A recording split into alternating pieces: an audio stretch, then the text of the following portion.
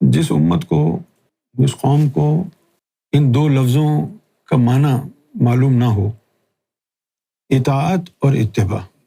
اطاعت یہ ہے کہ جو حکم دیا ہے اس کی بجا آوری ہو، اور اتباع کیا ہے؟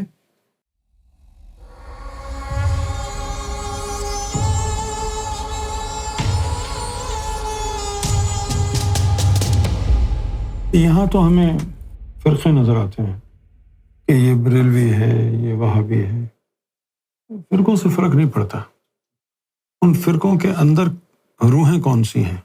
بہت ساری مومن روحیں ہیں جو وہابیوں میں ہیں، سلفیوں میں ہیں، اہل حدیث میں ہیں، بہت سی کافر روحیں بھی ہیں۔ اسی طرح ظاہری طور پر تصوف کے ماننے والے، ضروری نہیں ہے کہ وہ مومن ہی ہوں۔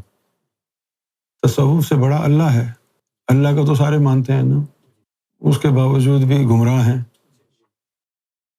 بریلویوں کا یہ ہے کہ ہر کام کا ایک سائڈ پہ جب آپریشن کرتے ہیں تو اس سے علاج تو ہوتا ہے لیکن اس سے زخم بھی بہت آتے ہیں۔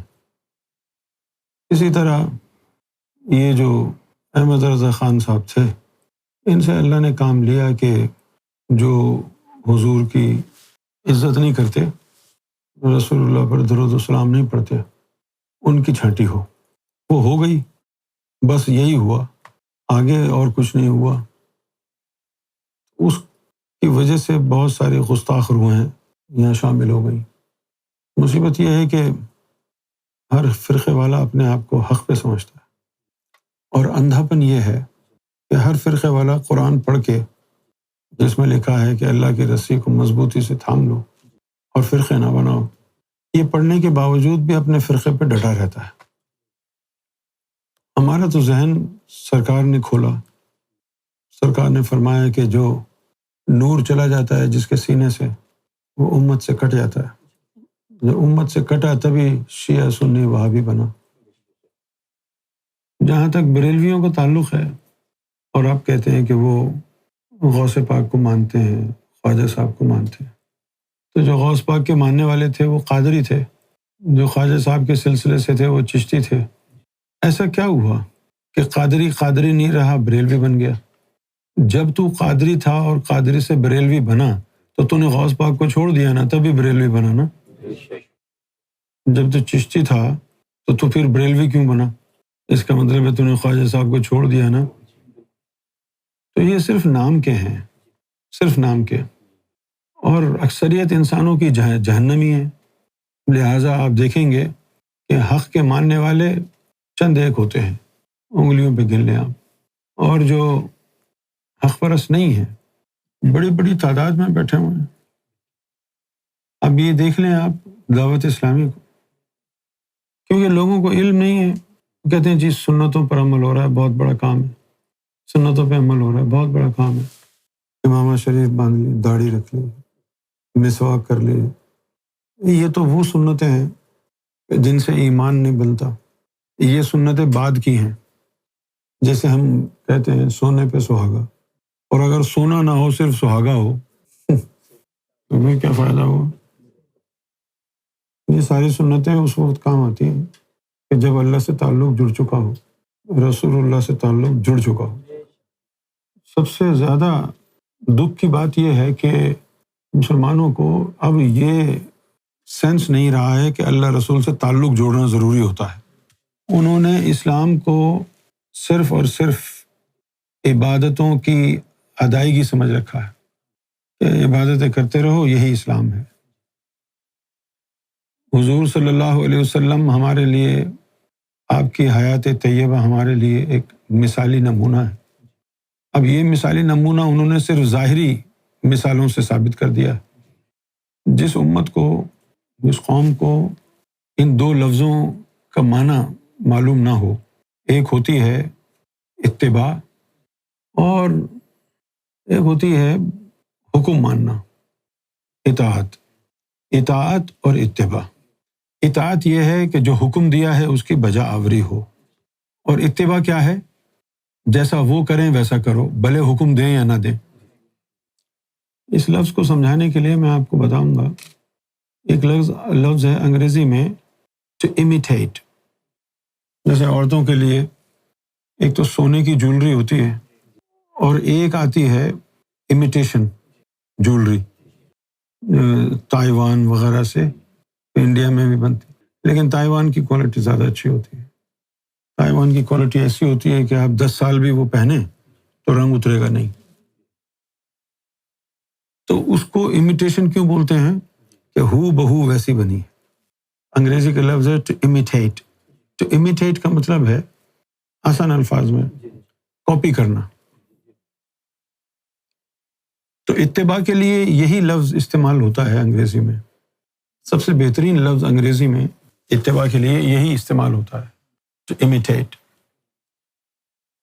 امیٹیٹ جو ہے یعنی اتباع جو ہے وہ خالصتاً باطنی معاملہ ہے، کیونکہ حضور صلی اللہ علیہ وسلم نے اگر اتباع کا ظاہری مطلب لے لیتے کہ جیسا میں کر رہا ہوں ویسا کرو، تو حضور صلی اللہ علیہ وسلم نے بہت سارے اعمال ایسے ہیں جن کے لیے فرمایا کہ کچھ کام صرف میرے کرنے کے لیے ہیں۔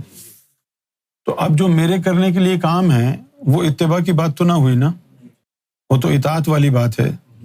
تو یہ جو ظاہری شریعت ہے یہ اطاعت میں آتی ہے، اور جو اتباع ہے وہ آتی ہے بات طریقت میں، یعنی اپنے آپ کو ان کے کردار میں ڈھالنا۔ جیسے ہمارے ذاکرین مجھ سے بہت زیادہ نفرت اس لیے کرنے لگے کہ میں ان سے ایسی باتیں کرتا کہ وہ سمجھتے یہ گستاخ ہے۔ لوگوں کا وتیرہ یہ رہا کہ بھئی سرکار کو کریلے بہت پسند ہیں، تو سب نے اپنے اوپر لازم کر لیا کریلے کھائیں گے۔ سرکار کو لسی بہت پسند ہے، سب لسی پی رہے ہیں، اور میں یہ کہتا کہ یار یہ کریلے، لسی، بھنڈی یہ تو سب کھانے کی چیزیں ہیں، یہ اتباع میں نہیں آتی ہیں۔ سرکار فرماتے ہیں کہ ہمیں اس مشن سے عشق ہے، اس کو کیوں نہیں اپناتے؟ اس مشن کی خاطر سرکار نے قربانیاں دیں، اس چیز کو کیوں نہیں اپناتے؟ اس بات کے اوپر جو ہے ان کو یہ ہوتا ہے کہ یار یہ بندہ صحیح نہیں ہے۔ خود ہمارے گھر میں یہ مسئلے مسائل رہے، اور میرا امیج ایک گستاخ کا امیج بن گیا۔ جیسے مجھے کہا کہ یہ کریلے ہیں یہ کھاؤ، اب میں نے کہا جی مجھے کریلے پسند نہیں ہیں، میری زبان میں کڑواہٹ آ جاتی ہے تو پھر مجھے مزہ نہیں آتا۔ انہوں نے کہا جی تم گستاخ ہو، سرکار کو کریلے پسند ہیں۔ جب آپ کو ایک دفعہ کہہ دیا جائے کہ یار مجھے کریلے نہیں کھانے، تو اب آپ کو چاہیے کہ اس بندے کو بار بار اس سولی پر نہ چڑھائیں کہ یہ کریلے کھاؤ، کل تم کو کہا تھا نا مجھے پسند نہیں ہے۔ تو لوگوں نے ایمان اس کو بنا لیا، کریلے کھانے کو، راکٹ لیوز کھاؤ، کریلے کھاؤ، کیوں؟ سرکار نے کھائے ہیں، سرکار کو پسند ہے۔ اچھا اب وہ کریلے کھانے سے، راکٹ لیوز کھانے سے، کون کھانے سے کتنے لوگ سرکار کی اتباع میں داخل ہوئے؟ ان کھانے پینے کی چیزوں کی میں اگر آپ یہ کہیں کہ بھئی سرکار نے بھی کھایا ہم بھی کھا رہے ہیں، اس سے کیا انسانوں کا کردار تبدیل ہوا؟ مومن بن گئے؟ یہ لوگ جہالت میں مبتلا ہیں۔ حضور پاک کو میٹھا پسند ہے، ساری امت صرف میٹھا ہی کھا رہی ہے، یہی سنت ہے۔ حضور پاک نے 3 پتھر باندھے تھے، اس سنت کا کسی کو یاد نہیں ہے۔ اس طرح کی جو ہے نا چیزوں میں پڑ جاتے ہیں لوگ، اور جو اصل چیز ہے اتباع اس کا کسی کو سراغ نہیں ہے۔ اب اتباع کیا ہے؟ رسول اللہ صلی اللہ علیہ وسلم نے فرمایا کہ ینام عینی ولا ینام قلبی، میری آنکھیں سوتی ہیں میرا قلب نہیں سوتا، یعنی حضور کا قلب حالت بیداری میں رہتا ہے۔